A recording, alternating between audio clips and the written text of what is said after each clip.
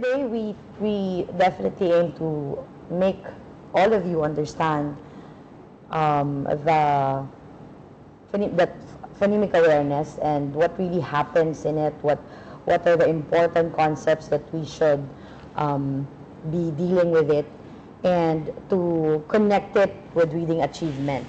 So I think this is quite a small unit if you're going to look at it into its position, say in Scarborough, but it really plays a big impact on how well the students will achieve in reading.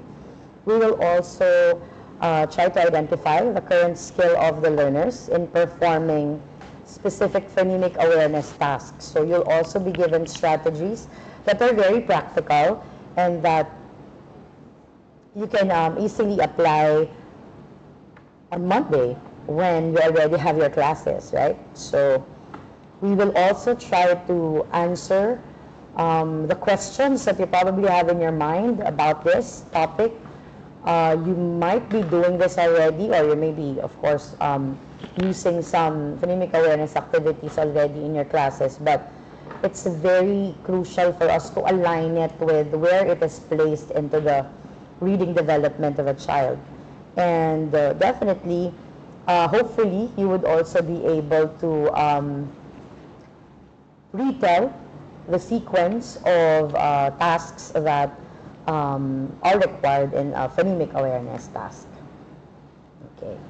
So please feel free to put in your questions, and as much as we can, we will try to accommodate all of them. Maybe not all of them live, but then since there's a community, we can address those questions in the community even after the talk has concluded. Alright, so wag nating patagalin, no? Dapat mahalaga na ang bawat guro ay informed, because when your instruction is informed, you definitely can cater to the needs and the challenges of the learners. Gusto natin yung idea na yung mga teachers mismo ay talagang kayang-kaya nilang solusyonan yung mga nakikita nilang problema in the classroom. If there would be other problems that would require specialists to attend to these children, given naman po yun, no, meron talagang mga learning disabilities and conditions that would require an intervention specialist to address. But then, at our level, let us try our best to really have the solutions for us to teach better. Ayan. So, itong continuum na to, or itong levels na to, ng phonological awareness, definitely, nakita na ninyo ito, ano? But it's very crucial for us to first start with yung pinaka-common confusion that happens with the terms. So, phonemic awareness is just right under phonological awareness. So, the bigger umbrella is phonological awareness. And under it, you have all of these elements: rhyming and alliteration, sentence segmentation, syllables, onset and rhymes, and definitely the star for today, phonemic awareness. Okay?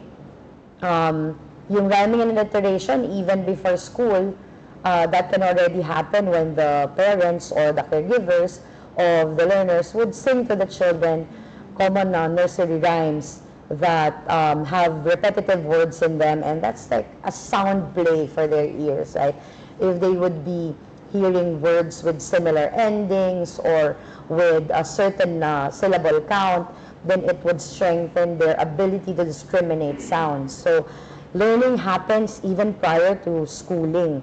So when we provide parent-teacher conferences with our parents, we have to tell them that especially for Key Stage 1, we have to tell them the big role that they play also in making sure that children are immersed into this culture or this habit of listening to rhymes. We have a lot in we have a lot of Filipino songs and rhymes that we can use, no?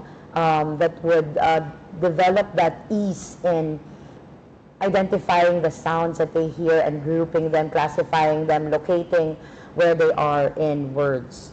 Okay? We're not going to the details of the other elements because, like what I have said, we are highlighting on phonemic awareness. So we can see here that the elements are grouped from the less complex activities to more complex activities. That doesn't mean one has a heavier impact than the rest, but it means that in phonemic awareness, there is really already a very intentional, and you are using this as a tool to allow the child to have self-help skills. So it's complex in that sense, because if they would not be able to blend, segment, delete, and manipulate properly, that would have a serious implication on how they are going to learn how to decode. So it's crucial for teachers, number one, I can again pick up from this, is not to confuse the terms. So phonological awareness is the bigger umbrella, and phonemic awareness is under it. However, it is complex in the sense that it entails a lot of skills: blending, segmenting, deleting, and manipulating. So you would see these skills grow big as we go on into this training, or in this sharing that we're doing. Yan. Okay, so zero in na tayo kay phonemic awareness. It's the ability to hear and manipulate letter sounds. So as we know in the English language, there are 4 to 4 phonemes. So once that the learners have a solid grasp of that, then we are good to go. You are assured that they would have an easier time using that skill to read words.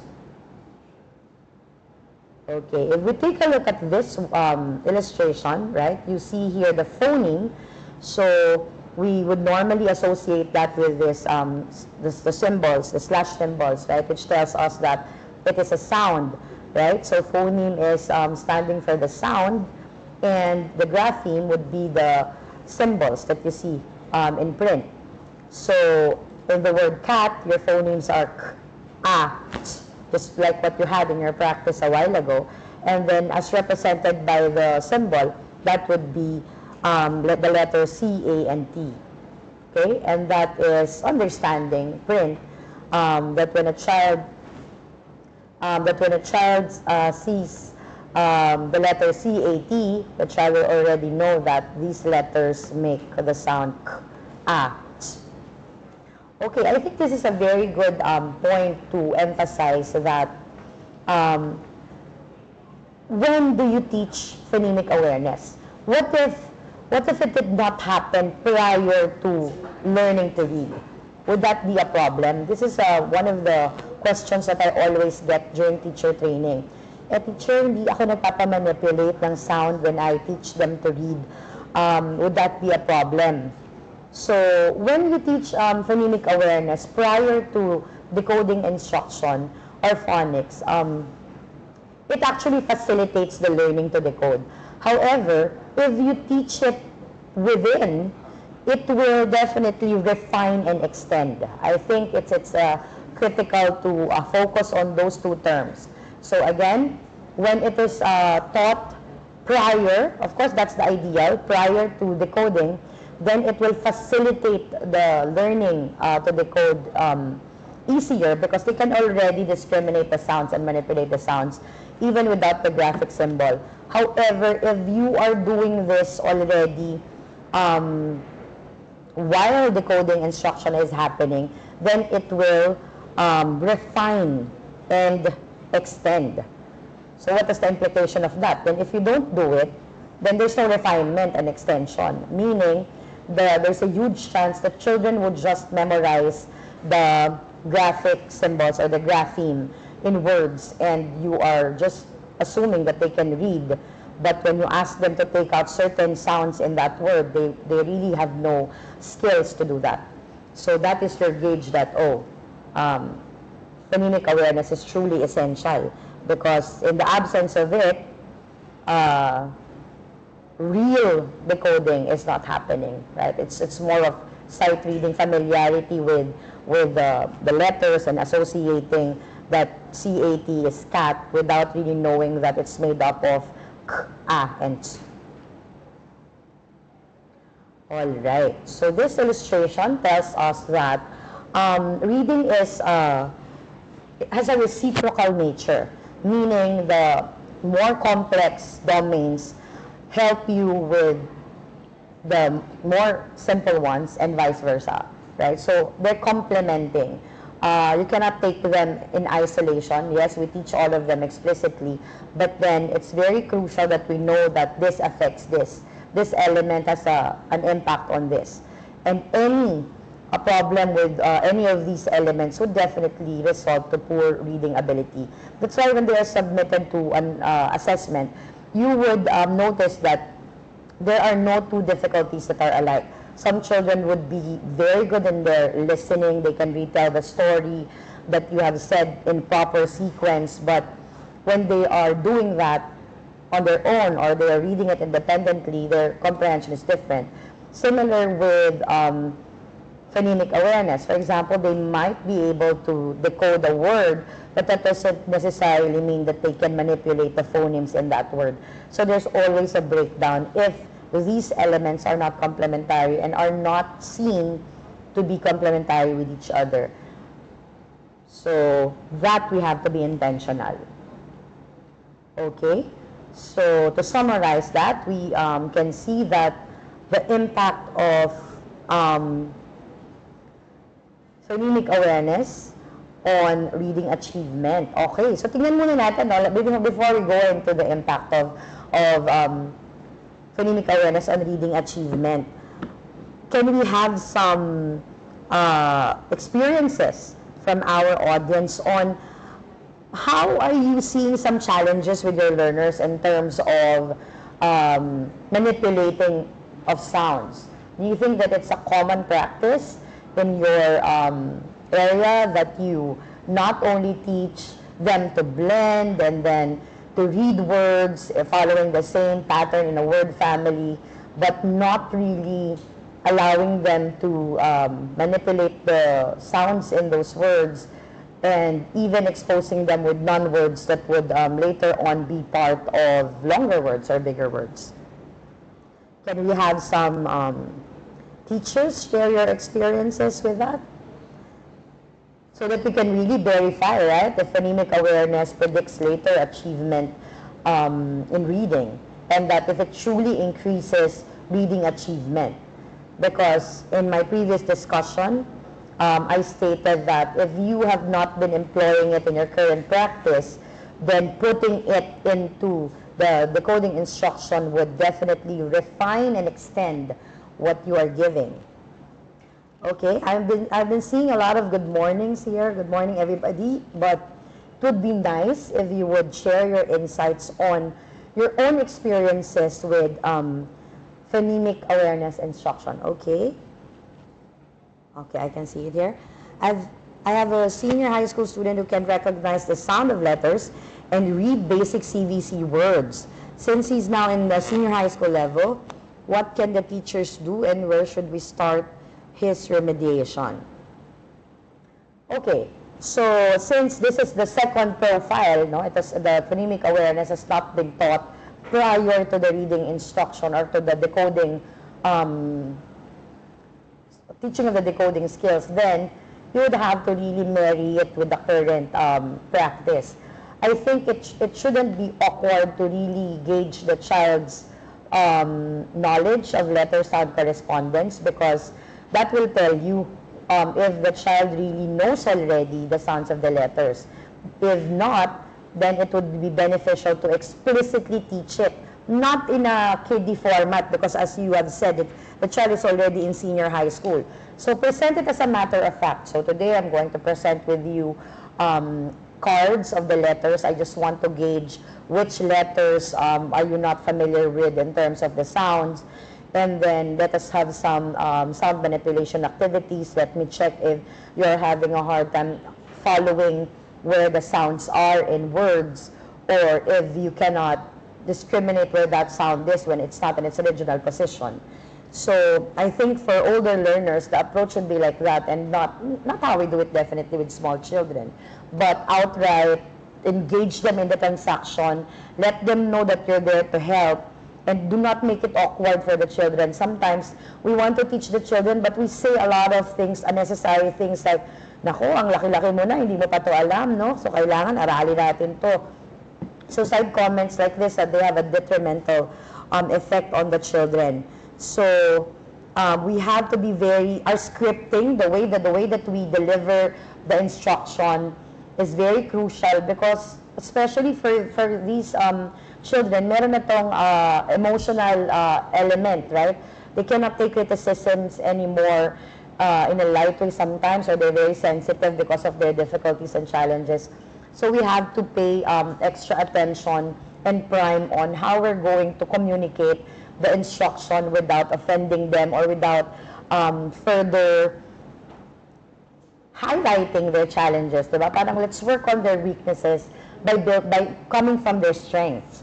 So communication is the key, making them feel safe, getting them involved in the transaction, and definitely engaging them into the process. And make them feel that you're just there to help, like nothing more, nothing less. Okay, to let our learners give the correct spelling. Oops, didn't catch that one, that was quick. I have a grade 4 pupil, okay, who cannot recognize any letters. I am using the Marunko approach for him. So Ma'am Minette, how is that working so far? Marunko is a good sequence, because after you teach a certain number of letters, MSA, the child can already blend them to read words like masa, sama, ama. So contrary to what others think or would always ask me, teacher, should we learn like the approaches and the strategies separately, like in English and in Filipino? We are fortunate that our alphabet is very similar to English, and most of the letters, if not all, have the same sound, right? Except for the ones that you have to really say hard in Filipino, like O, U, and E. But for the rest of the letters, they sound the same. So we can use the skill that we have, or that we have learned, if Filipino was the first language that we have learned in learning English, and vice versa. So that shouldn't be a hindrance. So using the Marunko sequencer approach, it's not really an approach, it's a sequence, right, of letters, is going to be very ideal, because the ultimate goal is after, like I said, after a certain number of letters, by blending na. Okay, another one, I'm a math teacher and I have a hard time making the learner solve a problem, especially if it's word problem.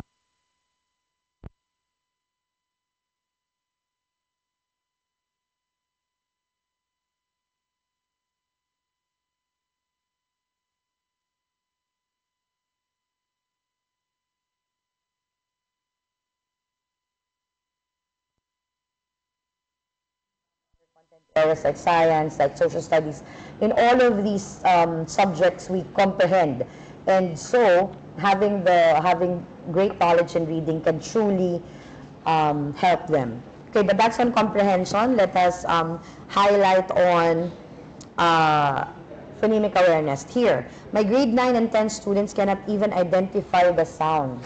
No, that one is really alarming. That is why we are highlighting. Please, teachers. Nawala. Okay, is the audio back now? All right. I didn't see the code because it's all okay. I think it's all right. I hope that you have your audio now. Yes. Okay. So for the grade 9 and grade 10 students who cannot identify the sounds, okay. In cases like this, particularly that we are already affected, or that we are already pressured with age, with time, with grade level, we have to be very explicit with our instruction. So following a prescribed sequence, which I will discuss in the next topic, would be essential, so that there's no time to waste. As soon as certain letters are taught, then we already have to teach them how to blend. But what we're trying to showcase here is that if we will strengthen the decoding by trying to make the learners manipulate the sounds and words, then it would be an easier and more efficient way to help them how to read. Okay, so that's why there's emphasis on ensuring that your learners have a very high level of phonemic awareness, that they can manipulate the sounds and words, so that they would be helped not just in decoding but in spelling as well. And when decoding is not a problem, then the other, or the bigger domains would definitely come as a breeze. Like comprehending would not be as hard, right? Because they would not be halted by fluency in reading. May audio na po. Okay, that's good, no? Some of my grade 2 learners are having difficulty identifying letter sounds, and couldn't identify letter names. Okay, so yes, please watch all throughout, and we can give you the strategies on how to combat that. No, it's not as complicated as we think it is. All right. So as we know, the opposite, if you are not developing phonemic awareness intentionally and explicitly, again, if it has not been part of the child's prior decoding experience, and it has to be present in the current experience. It can be married to decoding, and it should be, because studies have already proven that when you put this into the instruction, then they become more refined in their reading, and there's an extension on their skills to decode and not just to have sounds with the symbols that they are seeing on paper. Okay, so if these phonemic awareness skills are not mastered, then you are guaranteed of a challenge in word reading and fluency. Oops. All right, so it's very small. Phonemic awareness is small in the sense that it talks about the smallest unit of sound in words. But then if you take a look at all of these tasks that you need to do with it, the mouth exercises, yes, we will have a lot of mouth exercises, definitely, because phoneme manipulation requires you to produce the sound, just like what our beautiful host here did a while ago, right? The sounds need to be enunciated properly so that the learners will have ease in making sense of what you're sounding out. Okay, so for the tasks, you isolate phonemes, blending phonemes, segmenting phonemes, you delete phonemes, you add phonemes, and you substitute phonemes. So all of these don't they all look the same, Teacher Daisy? No, you have a specific task for a specific task in phoneme manipulation. All right. So let's start with the first one. Let's get the ball rolling for this one. All of you asking me about mouth exercises and other concerns on those children who cannot discriminate the sound, then definitely you have to pay close attention to this one. Okay? Number one, isolating phonemes. Since words are made up of phonemes, when we isolate them, we can pinpoint exactly where is that sound in the word. For example, in the word bat, where do you hear the sound B? Do you hear it at the start? Do you hear it in the middle? Or do you hear it in the end? Can anybody put down your answer in the chat box? Where do you hear the sound B in bat?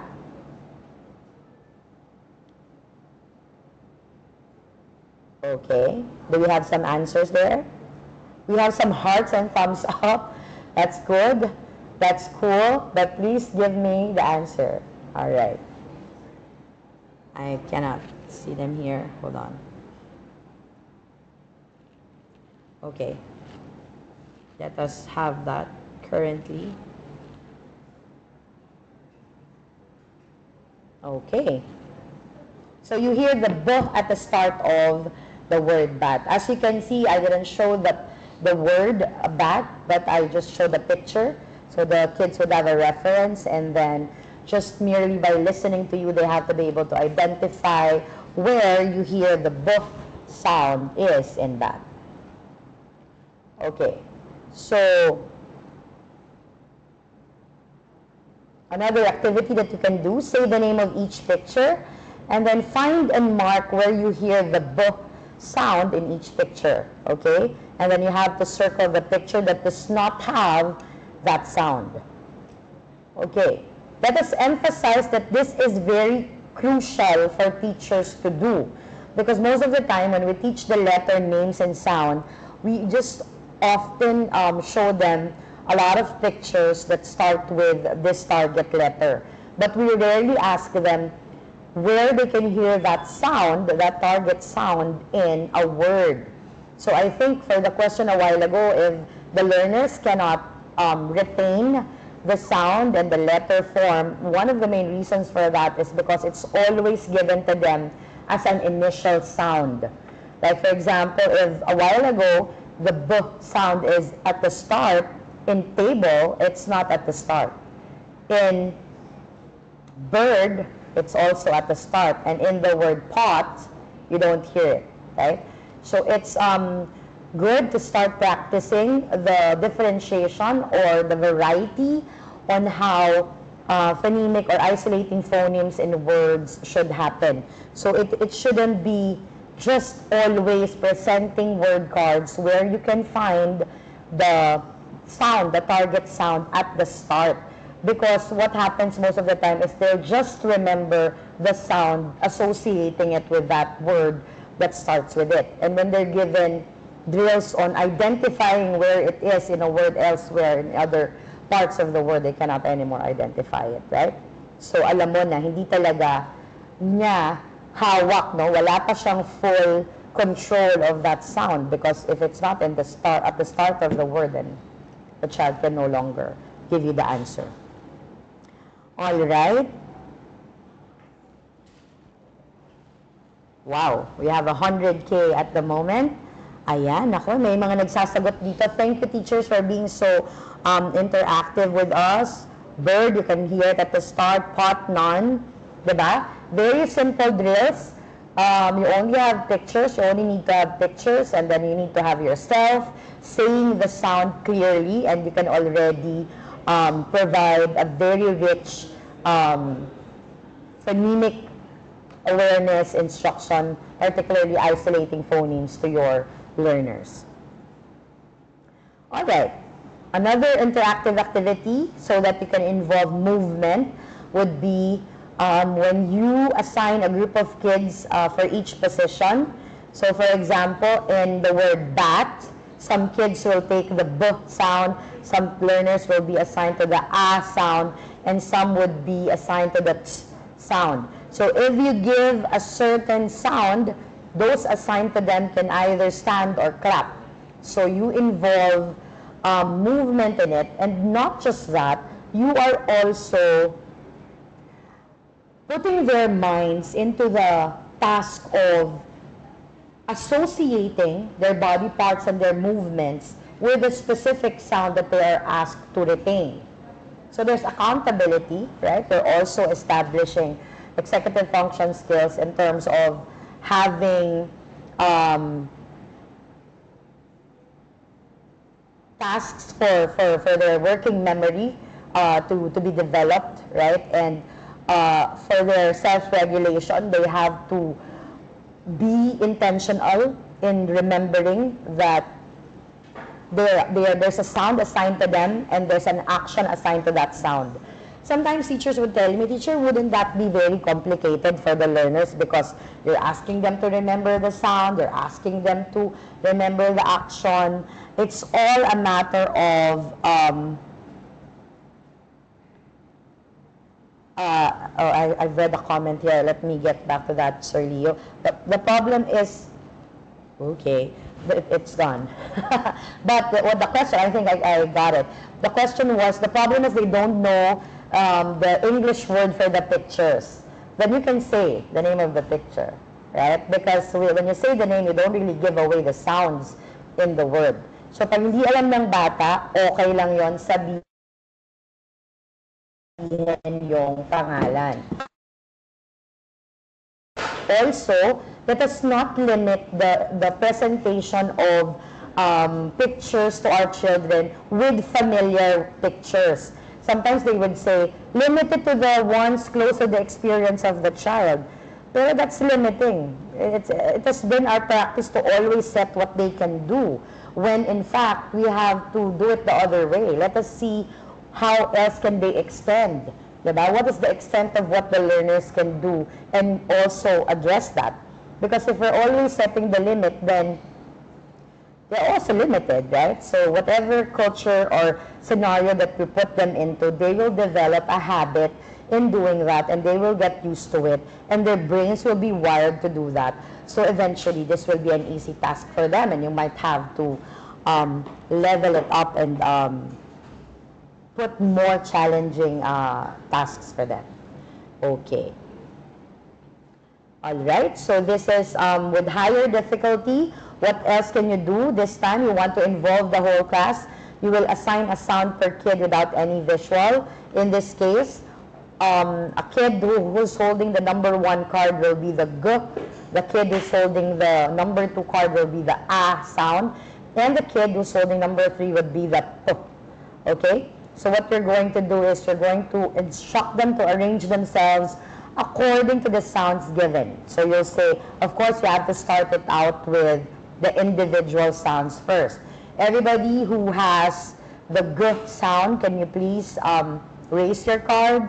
Everybody who has the A sound or assigned to the A sound, can you please raise your card? And those with the P sound, can you please raise your number card? Right? So if it happens to be in a bigger group, but if it's just the 3 kids for introduction to do this in front of the class, then you have to first model how to do it, and then you have to guide them on how they are supposed to do it, and then you have to make them do it independently. The attitude of the teacher, the way that the teacher gives her scripting, the way that the teacher communicates with her learners is a big factor. Sometimes our intention is good. We wanted to be interactive. We wanted to integrate games and movement. But our manner of delivery is so intimidating for the children, or we are on a high tone, or we are on a super strict demeanor that they are discouraged to participate. So, hindi lang ito usapin ng paano itinuturo systematically yung task, but usapin din ito ng paano din i-deliver ni teacher.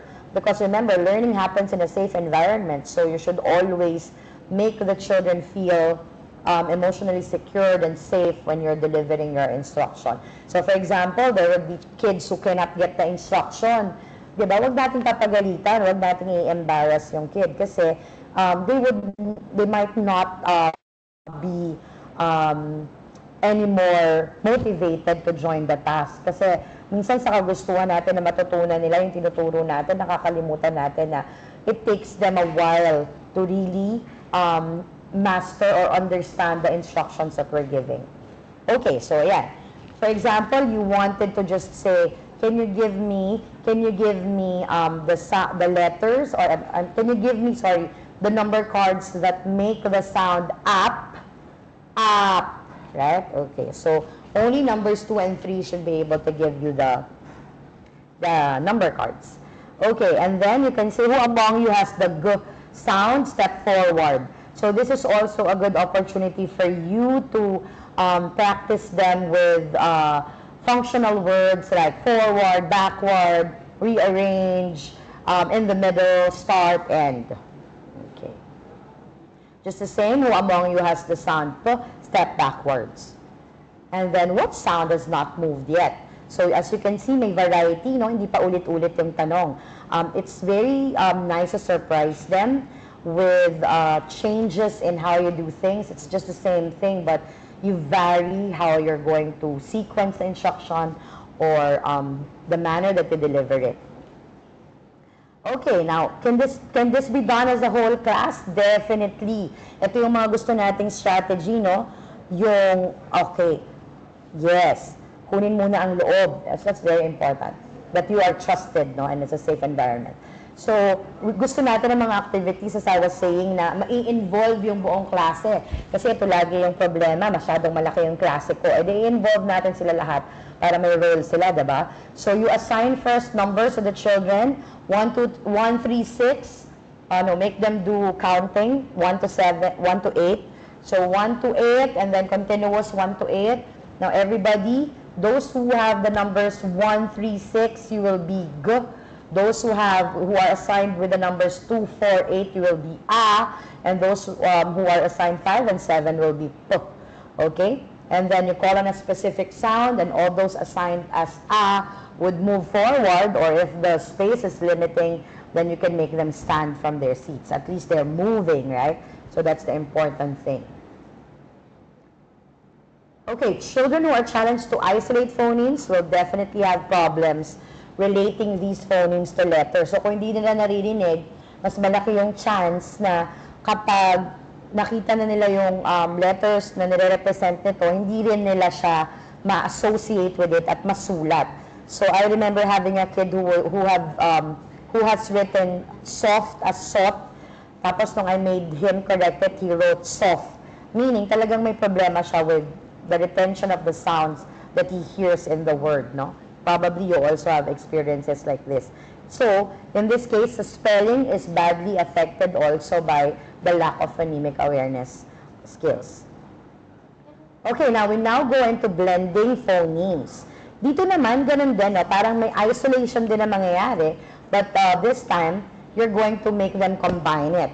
So, if you notice, we use the actual representation of the mouth to also help the teachers show how the mouth is positioned. So when you're teaching children to read, you shouldn't have any inhibitions opening your mouth, because it's very important for learners to see the positioning of the mouth, the lips, the tongue, the teeth when you are giving this instruction. So in the previous task, you isolated the phonemes. This time, we're going to put it together. Them together. Say O and T makes ought. Okay? Let's try a different combination. How about O and P? That's up. Okay. Now to have them, to show a picture of a pot, you just say P, O, T, pot. Okay? Sometimes you do successive blending and you move from the first to the second. Po, P, O, T. There. That's how you blend the phonemes. Okay, how can you have a game or make it more challenging? Again, you distribute 3 colors to the learners. Demonstrate the sound assigned for each tile. So for example, blue will be P, green will be O, and yellow will be T. Teacher, wala pa po itong letters, no? Okay, wala pa itong letters. But again, sinasabi natin kanina that if you already are teaching the children to decode at meron na talaga silang representation ng letters, this can also happen with letters already.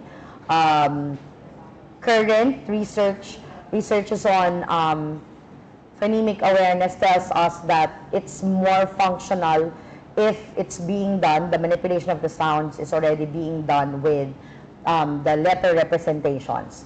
That's assuming that there is a strong phonological awareness drills that happen prior to the decoding. Kaya nga mahalaga talaga, bago pa sana yun yung ideal, bago pa matutong magbasa, solid na yung phonological awareness skills. But we are not naman too late that if you have not taught it, you still have a chance to marry it with the decoding instruction. Okay? So you're gonna tell them, if I will demonstrate the sound assigned for each tile. Please take note on the emphasis of modeling.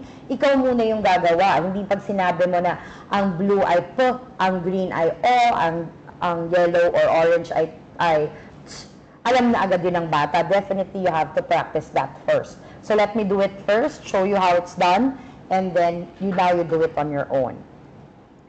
Okay.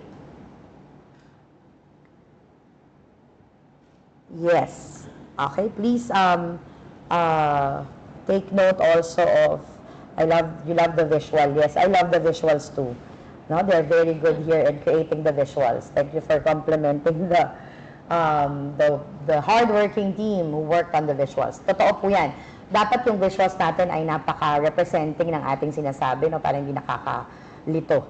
Okay, so for segmenting phonemes, kanina nag-build tayo. Ganun lang, babaklasin lang natin yon. Yung binuild natin na yon, it would be very convenient and easy for the learners to make use of blocks like this. Kasi gusto nila yan, kasi manipulative, nalalaro nila, diba? So, blending, P, O, segmenting, take the P out, take the T out, what's left of you, O. Diba? So kung tayo ay nag-present ng words na by word families, but we are not asking them to segment, to blend, diba? And to isolate, then we are not really leading them to master the manipulation of the sounds in words. Kasi yung gusto nating mangyari eh. For example, in the word cat, if you know that k, a, if it's changed to a, k, act, right? Act is part of bigger words like action, activity, right? So the manipulation will actually expose them already with the future that they are supposed to encounter, diba, with longer words. So preparation, paving the way talaga siya. Okay, so what happens with this one? You reiterate that words are made up of sounds. You show how you blend phonemes, diba? So p, o, as you attach the blocks, and then you again dismantle that. This is, I'm taking away the p, o, okay? So if I put back the o and the ch, I already have ought, right? So that's again blending. So can they be done simultaneously? Can you do a review while you're segmenting? Definitely. It has to be a looping of the previously learned strategies. Okay? And please take note to make them blend non-words. Non-words eventually will no longer be non-words when they take part in bigger words, like ought. Where can you find ought, right? You have that in lottery, you have that in pottery, you have that in like in scotch, right? Or hopscotch, there's an ought there. Okay. What are the problems brought about by the inability to segment? Ito na yung mga problema na I'm very sure no, kinakaharap ninyo. Definitely, alam na natin, hindi makakapag-decode, hindi makakapag-spell, kasi nga hindi naririnig yung mga maliliit na tunog doon sa salita. So, to avoid that, to enrich what they know, to equip them with the skills, we have to explicitly make them do all of these phonemic manipulation tasks. Alright, deleting phonemes, no? Knowing how to delete phonemes in words tell us that we can hear all the sounds in it. So gauge mo yan. Pag kaya nilang magtanggal, kaya nilang magdagdag, kaya nilang mag-blend, kaya nilang mag-dismantle, that tells you that they have a full hold of the sounds that they can hear and that they will learn or that they have learned. Depende nga kasi kung saan tayo papasok, no? Sila ba ay pag-aaral pa lang magbasa, nagbabasa na, nahihirapan ng magbasa. But in all of these scenarios, we can definitely just get in because we know how we can make use of these phony manipulation tasks. Okay, so if I have the sounds p, o, ch, together, they're pot. If I delete the p, it's going to be an ot. If I delete the ch, it's going to be paw, right? Okay, in consideration that it came from the word pot, okay, because sometimes they will say if it's PO, that's already a long vowel sound, no? But we came from pot, so in that manipulation aspect, then it's paw, thinking that the ch was removed. Or if it's op, opt, and you remove the ch, it's op. If you remove the p in the middle, it's ot. So that's deleting phonemes. Okay? So say the name of the picture, segment the phonemes to reiterate the sounds, review the concept of start, middle, end. Paulit-ulit natin yung exposure, no? Yung sa start, middle, end. Kasi dapat pag sinabi mo sa bata, can you transfer the o sound in, I mean at the start? So the pot has turned into opt. Okay, doon mo palang masasabi talagang nakakabasa at may hold yung bata sa sound. Kung kahit balik-baliktarin mo siya, i-delete mo siya, idagdag mo siya, i-blend mo siya, kaya niyang i-manipulate. Okay, model how a phoneme is deleted. So in the word pot, you remove the p at the start, then you're left with the ot. That's how you delete it. In the word top, if you remove the ch, then it becomes an op. Okay. Next one is adding phonemes. So, kung makikita nyo, we're just revolving into the same three-letter sounds, right? So, this is knowing how to add phonemes, allowing you to create new words easily. So, for example, if you have the sound et, and I wanted it to be pet, what should I add? So they should know that, oh, first, the missing sound is at the start, and the possible sound that I can put there, if it's pet, and I have et, would be p. Okay. You give a combination of sounds while pointing to color representation. Say, if I want et to be get, what sound will I add and where? So you have to ask the child, which part is missing? If I have a 3-sound box, no, in your mind, and I already said the et, the second and the middle and the last, and I want get, where should I put that? So they should be able to tell you that it should be at the start and you're missing the sound g.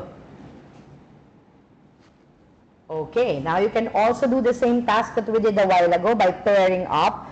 This one is interesting because as you assign a number per kid without any visual, you will give them an accountability on the letter sound that they have. Okay, so for example, kids 1, 3, 6 will be t, kids 2, 4, 8 will be a, and 5 and 7 will be b. So interesting, kasi you can make bat, you can make tab, you can make abd, right? You can make, no, you cannot make atabu. So bat, tab, abd, ab, and at, no, if you're going to delete. Yan, so call the numbers, have them pair up based on the combination you said. Yes, Ma'am Christine, it's a listening task.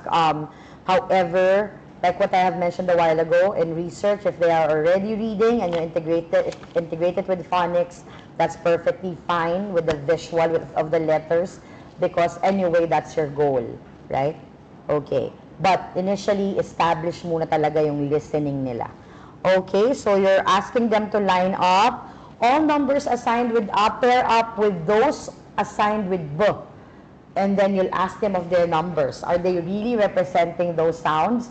Are they positioned properly? So nakikita nyo, hindi lang yung sound yung tinuturo natin, but yung discipline of knowing your number representation, positioning yourself where you're expected to position, and collaborating with other kids in the class to follow the instructions. The final one is substituting the phonemes, okay? So ito na, magpapalit ka na, no? Magpapalit ka na ng tunog. This is complex because you have to have knowledge on what's the initial lineup of the sound. So if, for example, if you have b, a, ts, and I wanted to replace that ts with a then they should catch up and know it's already bam, right? Okay. If we substitute the first sound of bat to what is our new word? Then it will be hat, right? And they can circle the answer. If you substitute the sound with then it will become mat, right? Okay. Now you would often see the Elkoning boxes.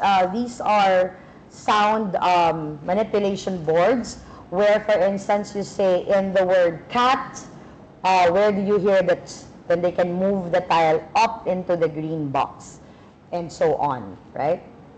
Okay. So in summary, research has consistently shown that poor readers struggle with phonemic awareness. Teaching phonemic awareness explicitly prior within is effective, and it does not only benefit decoding and spelling, but reading comprehension as well. Okay, thank you everyone.